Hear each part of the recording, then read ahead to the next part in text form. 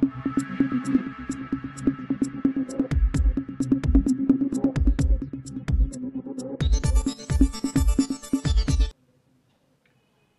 اللہ الرحمن الرحیم. ناظرین، پروگرام کرنٹ افیئر کے ساتھ آپ کا میزبان سید آصف علی حمدانی حاضر خدمت ہے. سر، آج میں آپ تمام ناظرین کو تھوڑا سا اپنے وطن عزیز کی طرف توجہ دلانا چاہ رہا ہوں کہ ہمارے ملک میں ہو کیا رہا ہے. 24 کروڑ کی آبادی ہے اور اس میں بھیک مانگنے والوں کی جو تعداد ہے وہ 3 کروڑ 80 لاکھ افراد ہیں، جن میں سے 12% مرد حضرات ہیں، باقی 66% جو ہیں وہ خواتین ہیں جو ملک بھر میں پھیلے ہوئے شہروں کے اندر روزانہ بھیک مانگتے ہیں. اور روزانہ ایک بھکاری کی جو سروے رپورٹ ہے اس کے مطابق ایک بھکاری کی کم سے کم آمدن جو ہے وہ 1000 روپے سے لے کر 5000 روپے تک ہے. اب یہ بھیک مختلف چوراہوں پہ، مختلف جو ہے وہ مین مارکیٹس کے اندر، مختلف جو ہے وہ گاڑیوں کے اندر اور مختلف جو ہے وہ مقامات پہ بھکاریوں نے اپنے اپنے اتنا نیٹ ورک بنایا ہوا ہے کہ یہ ایک پورا مافیا ہے. اور جو بھی انتظامیہ ہوتی ہے وہ بھی اس سے استفادہ کرتی ہے، چاہے وہ پولیس ہو، چاہے وہ اور لا اینڈ فورسز ادارے ہوں جو قانون نافذ کرنے والے لوکل لیول پہ. یہ ان کے ساتھ بھی جب ان کو اٹھایا جاتا ہے تو تھوڑی دیر بعد یہ تھانوں میں سے اور مقامی جو بھی ایجنسی ان کو اٹھاتی ہے، اسپیشل برانچ یا کوئی، تو یہ اتنے طاقتور لوگ ہیں کہ ان کو چھڑا لیا جاتا ہے. اب یہ یومیہ اگر 1000 روپے ایک بھکاری اگر ہماری جیبوں سے نکالتا ہے تو سالانہ تقریباً اگر یہ 3 کروڑ 80 لاکھ لوگوں کی جو بڑی ایک کھیپ ہے ملک بھر کے اندر جو بھیک مانگتے ہیں تو ان کا 1 کھرب روپے سے اوپر بنتا ہے. یہ 1 کھرب روپے جو ہے یہ ہماری جیبوں کے اوپر ڈاکہ ڈالا جا رہا ہے سالانہ. اس کے علاوہ ہیں مساجد ہیں، امام بارگاہیں ہیں یا مزارات ہیں، ان کے اوپر جو چندے ہوتے ہیں وہ ان کا حساب الگ ہے. یہ صرف انڈیویجول سطح پہ ایک سروے آیا ہے جس کے میں فگر آپ کے ساتھ شیئر کر رہا ہوں. اس میں بھکاریوں کی سب سے بڑی تعداد جو ہے وہ کراچی میں ہے جو 55% ہے. اس کے بعد 35% جو ہے وہ بھکاری جو ہے وہ آپ کے لاہور میں گھومتے ہیں، اور 16% جو ہے وہ راولپنڈی اسلام آباد میں ہے. اور اس میں 8% کچھ ایسے افراد بھی ہیں جو سفید پوش ہیں، جو اپنی چولہا جلانے کے لیے لوگوں کے آگے ہاتھ پھیلاتے ہیں.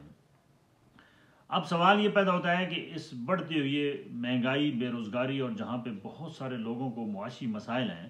تو بھکاریوں کی تعداد کو کم کیسے کیا جا سکتا ہے؟ اس کے اوپر کبھی بھی کسی حکومت نے کام نہیں کیا،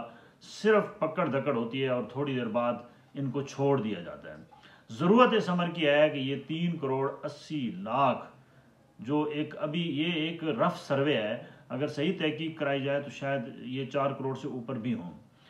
ان کو ملک بھر کے لوگوں کو اگر مختلف جہاں جہاں یہ بھیک مانگتے ہیں وہیں پہ چھوٹی چھوٹی ان کو جو اسمال انڈسٹریز کی صورت میں ہر یونین کونسل کی سطح پہ اگر ان کو کوئی ہنر سکھایا جائے اور ان کو ایک کارآمد شہری بنایا جائے، جیسے کہ بنگلہ دیش کے اندر بنگلہ دیش ماڈل ہے، ان کے ہاں بھی جب وہ ہم سے علیحدہ ہوئی ہے تو یہی بھکاری پن تھا، لیکن انہوں نے ان تمام بھکاریوں کو چھوٹی چھوٹی گارمنٹس فیکٹریز، مختلف اور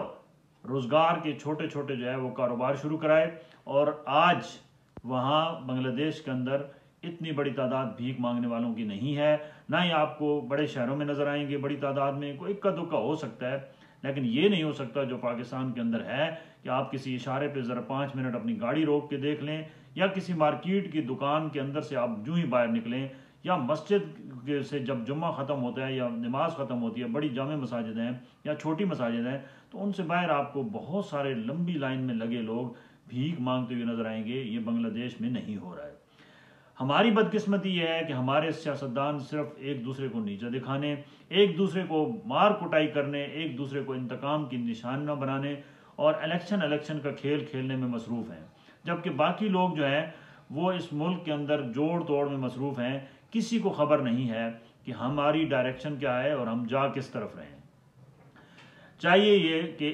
کہ ہم بنگلہ دیش ماڈل کو اپنائیں اور ہماری جو اکانومی جس کا بھٹا بیٹھ چکا ہے اور ہم ہر وقت کشکول اٹھائے کھڑے ہیں، چاہے ہمارا جو اس میں بھیک ہم بیکاریوں سے کام لینے کے بجائے ہم خود حکومت ہر دور میں بھیک مانگنے کے لیے کشکول اٹھا کے IMF کے پاس جاتی ہے، سعودی عرب کے پاس جاتی ہے، امریکہ کے پاس جاتی ہے، چین کے پاس جاتی ہے، مختلف ممالک کے پاس جاتی ہے، اور ان کی منتیں سماجتیں کر کے ان سے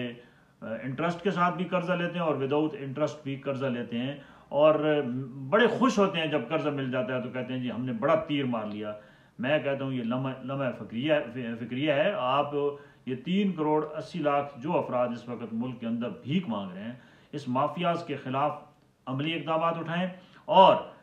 لوکل لیول پہ انڈسٹریز، گارمنٹس، فیکٹریز اور جتنی بھی ہینڈ میڈ چیزیں ہیں وہ ہر یونین کونسل کی سطح پہ، ہر محلے کی سطح پہ ان کو بنا کے دیں اور ان کو کارآمد شہری بنائیں، تو شاید ان سب کا حصہ بھی ہماری اکانومی میں ہو اور جو ہم بھیک باہر سے مانگتے ہیں وہ نہ مانگنا پڑے۔ ناظرین، دوسرا کرکٹ کا میلہ اپنی آب و تاب میں ہے۔ پاکستان نے کل فخر زمان کی ناقابل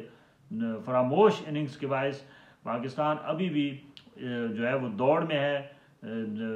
سیمی فائنل کی، اور کل سے انڈیا کے اندر صف ماتم بچھا ہوا ہے، اور ہر چینل جو ہے وہ فخر زمان اور بابر اعظم کی اننگز کے اوپر وہ جناب تبصرے کر رہے ہیں، اور وہ کہہ رہے ہیں کہ یہ پاکستان کی اصل ٹیم کل انہوں نے اپنا جو ہے وہ دکھایا ہے کہ وہ یہ پاکستان کی ٹیم ہے۔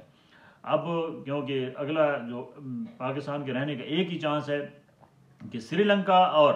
نیوزی لینڈ کے درمیان جو میچ ہونا ہے اس میں اگر سری لنکا نیوزی لینڈ کو ہرا دے تو پھر پاکستان ان ہو سکتا ہے۔ بصورت دیگر اتنی اچھی کارکردگی کے باوجود ہم سیمی فائنل کی دوڑ سے باہر ہو جائیں گے۔ اللہ تعالیٰ سے دعا ہے اللہ تعالیٰ وطن عزیز کو سلامتی میں رکھے، اپنے گرد و نواح کے لوگوں کا خیال کیجیے۔